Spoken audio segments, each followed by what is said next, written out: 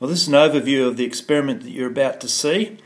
It involves 5 samples. The first 3 come from previous experiments.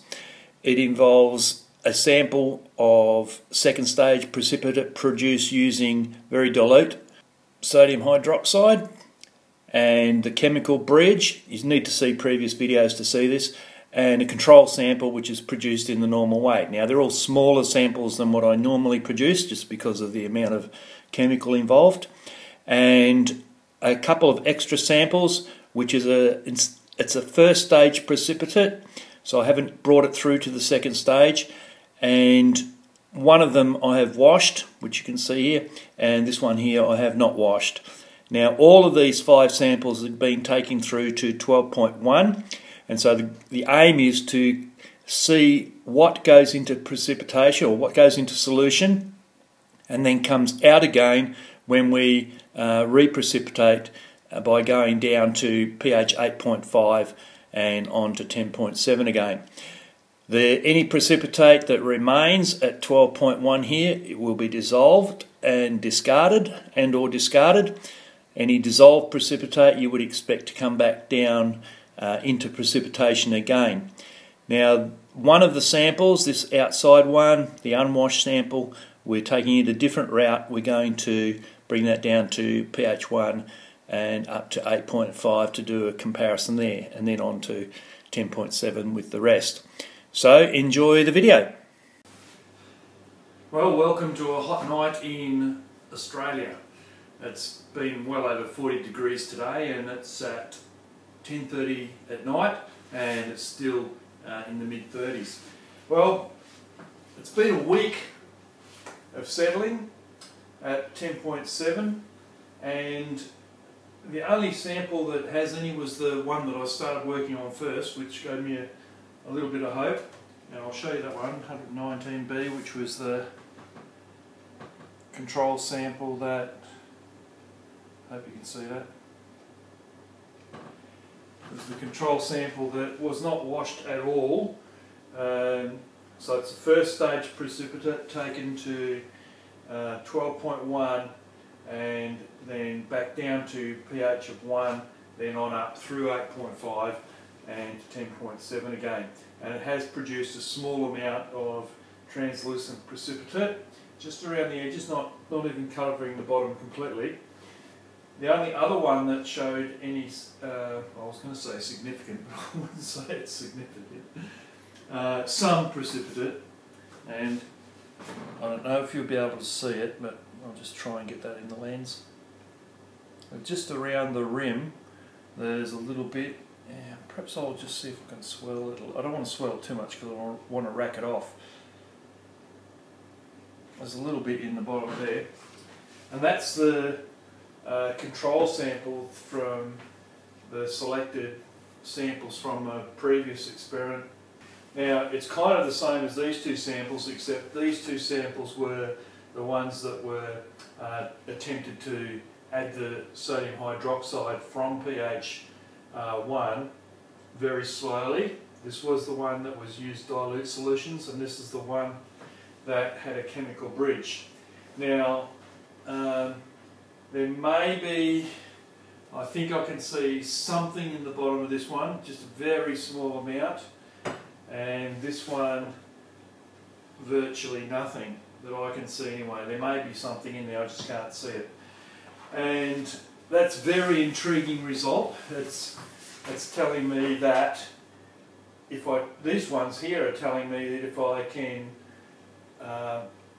limit the amount of magnesium hydroxide in there, then I'll get less precipitate at the end.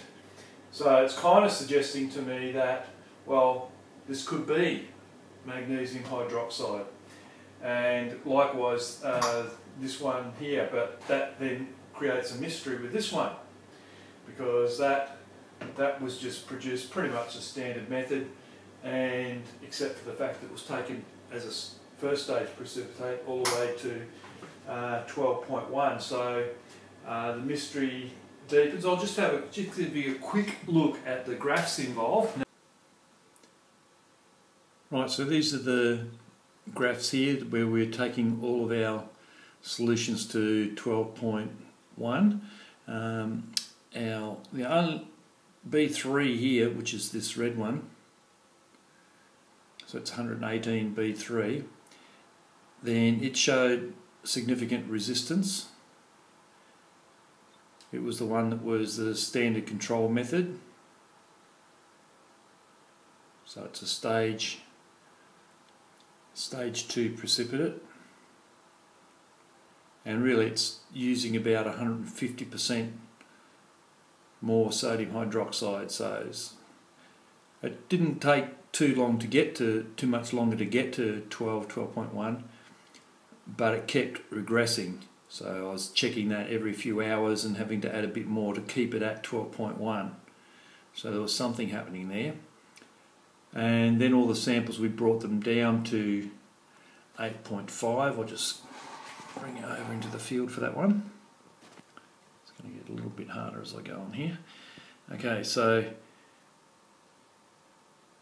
after a week, we've brought them down to, from 12.1 down to 8.5, except for 119B, which was the one that wasn't washed at 10.7. So we brought that down to pH of 1, but you can see it had quite significant resistance here. So again, the 118 samples were stage 2 precipitates, whereas 119 samples were stage 1 precipitates. And we brought this one down, we brought B of 119 down to pH 1 because we hadn't washed it at 10.7, just to be extra careful. So this sample here, it's not shown, I haven't graphed it, but once the solution had cleared, I've brought 119B up to 8.5 as well, and then progressed them all similarly to 10.7. And out of those, only 119B showed any significant precipitate. And the one that produced the second most was a control sample B3, which was this one here. Well, here's the tabulated results, and just quickly, it was 119B that produced the most precipitate, followed by 118B3, which were both the controls in each case. And what I want to discuss on this tabulated results is 118B and 118A2, which were using methods to slowly produce the second stage precipitate. So when we took it to pH 12.1, then both of these interestingly had the most dissolved precipitate. They both had a lot dissolved, however the one that was with the bridge most dissolved. So I was quite excited about that, thinking that, well, most of that precipitate must have been M state, and which we might expect when we're producing very slowly. And I was thinking that some of it was still magnesium hydroxide, just because of the amounts involved, but then quite excited when most of it dissolved. Now, it did not re-precipitate when we came down to pH 1 and back up to 10.7. If that dissolved precipitate was indeed magnesium hydroxide, you would expect it to come back into solution within the appropriate range, and it did not do so. So it leaves a really big question as to what that material was that dissolved, because it certainly doesn't seem to be magnesium hydroxide, and it compares well with the proportion of that mystery substance in a previous video. So it just keeps opening up more questions. There is something going on, and we just need to do more work to tie it down. So what does it all mean? Well, it means that I can get rid of a lot of magnesium hydroxide, but if this is not magnesium hydroxide that's left here, then that means I'm going to have to do a lot of work to get any decent sample. Once this is dried down, it's not going to be much sample. So, but I am excited that it's more of a sensible amount, a small amount, 150 grams, and of course these are less than 150 grams. These were 1/6 because we'd broken those samples right down, but even so, if I multiply that by 6, it's not very much, and once dried down it'll be even less. I'll probably keep this sample separate because it's anomalous, and I'll probably try and get enough of this to try other experiments that didn't work, such as its magnetic properties, that kind of thing, and also go back to temperature tests, but it's going to be a long job just to get a significant amount of this to test with. Hi guys, hopefully we'll take down a few birds with one stone with this experiment. So the basic idea is to compare the traditional way of producing the second stage precipitate from Dead Sea salt, which is to take it up to pH 10.7 down to 1 and back up to 8.5 to 8.7, with a method to take it up to pH 12.1 down to 8.5 and up to 10.7. And by this method we think we will get a whole lot less magnesium hydroxide left in that final precipitate. So it'll be a purer sample, we're hoping. So that's the principal idea, but it'll also reflect back on a couple of the other experiments that I've done. And so what I basically have here is from our previous experiment a solution that has leftover precipitate that was formed by using bulk pH 9 solution and trying to minimise magnesium hydroxide formation by that method, and a method where I used a chemical bridge. So you can catch all these on a separate video, won't go into a huge amount of detail. And the control that was used for these, you'll notice they all have a small amount, and it's because I used 1/6 of my normal amount of 150 grams in about a litre of water to produce it, divided into 6, and these are the two best results out of that, and that's the control sample that was taken to 10.7 down to 1 and 8 and up to 8.7 by the standard method. And with this experiment here, then we're looking at a sample that I have prepared using 50 grams and split that in half, so it's the same amount proportionally as these ones. And I've taken that to pH 10.7, and one of them I've washed, and the other one I have not washed. And so that will also compare the efficacy of washing as well in the final result. This is the visible result after 6 days of settling on 12.1 pH. Straight off then 119 A and B look like they've got less precipitate in the bottom, but they were not settled, so I'm not totally sure that that's less, but it'll be the end result, how much Ormus we get on bringing the pH back down again, that counts. But notably then 118 A2, which was the many volumes of pH 9 solution that were used to try and minimise magnesium hydroxide precipitation, has lost most of it. It looks more because it's sitting around the edge, and likewise the one that was done over 8 days. So a significant amount of that has gone into solution compared to the control. The control doesn't look a huge amount different to last time. And if we look in the top, you can see what I was saying, that it's sitting around the edge and it's mostly clear. I'll just see if I can get that to focus better.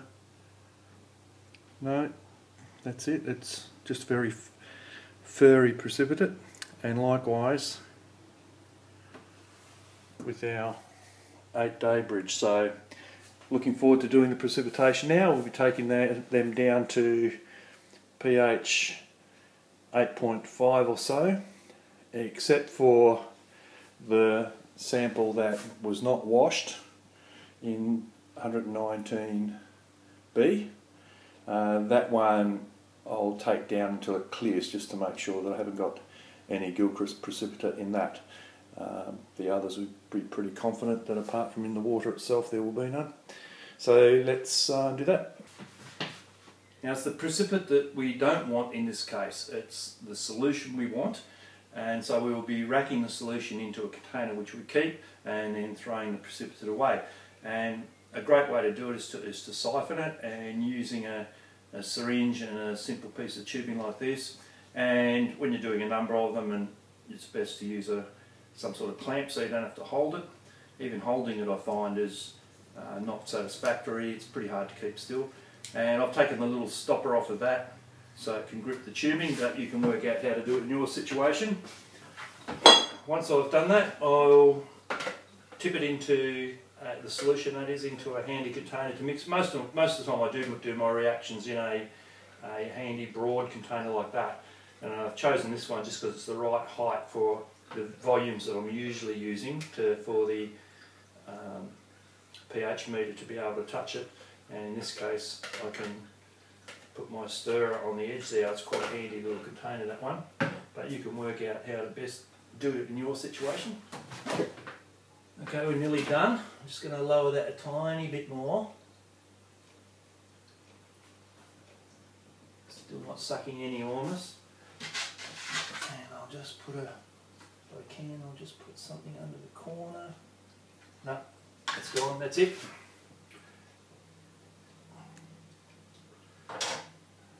Put the tube up straight, and the last of it will gravity feed out.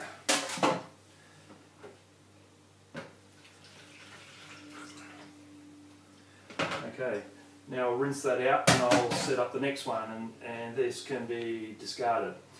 So that's it. I'll be bringing that down to, this particular one I'll be bringing it down to pH 1. So I'm using hydrochloric acid to take it up, and we can buy it 320 grams per litre, it's 0.32 grams per mil.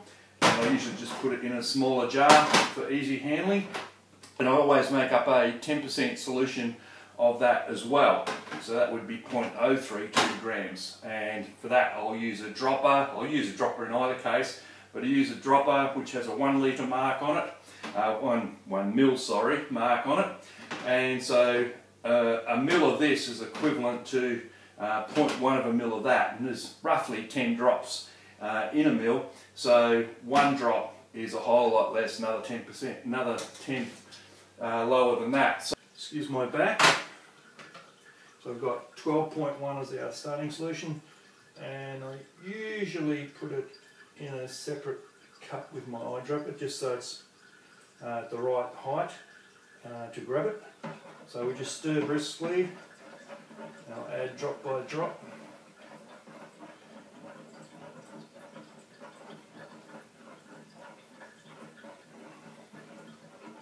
That's 1 mil of the 320 solution. This one I'm taking down to pH 1, so I've got a fair way to go, but already this is going to settle out at about, looks like 2.7.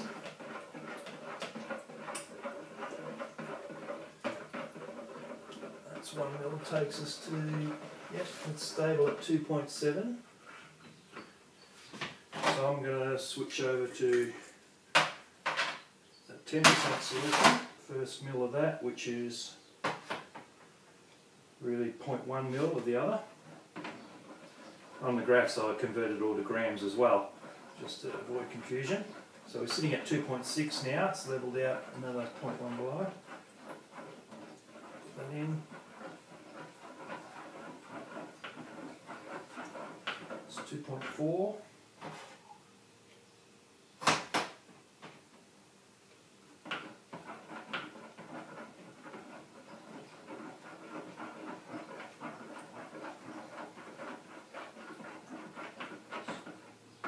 Two.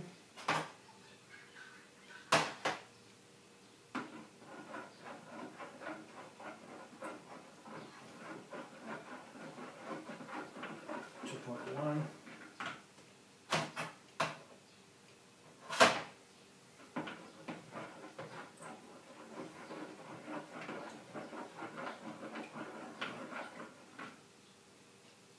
Still 2.1.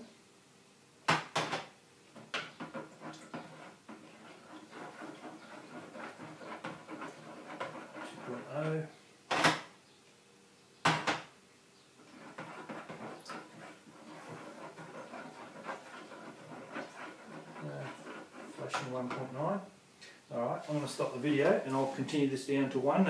Okay, I've taken all of the samples down to 8.5 except for the 119B which we took down to 1, and I've just brought that back to 8.5 now, and so now we will bring them all up to 10.7, and this is going to be a fairly quick reaction at this point.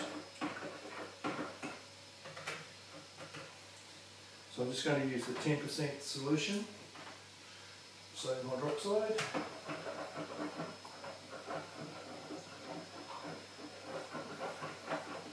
So that's going 9.1, 9.2, 9.3, 9.4, 9.5, 9.6, 9.6, 9.7.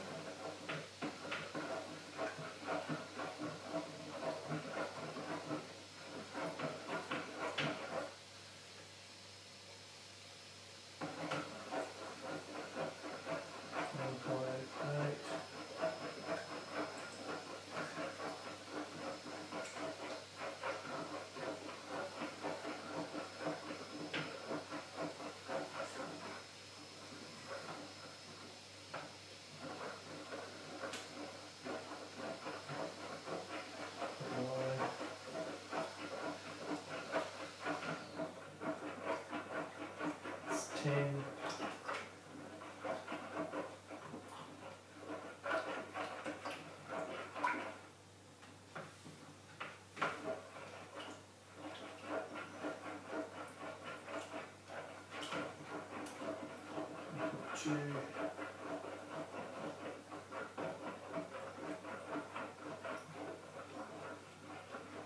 Three.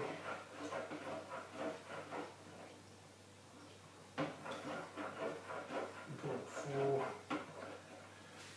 And I'm going to swap over to a even weaker solution again.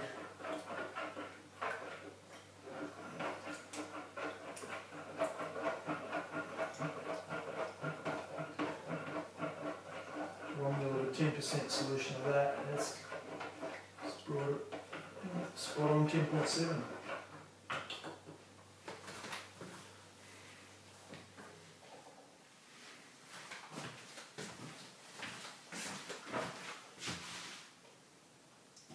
Got the lid on it, back in the jar and the lid on it, 10.7, and I can see some precipitate forming.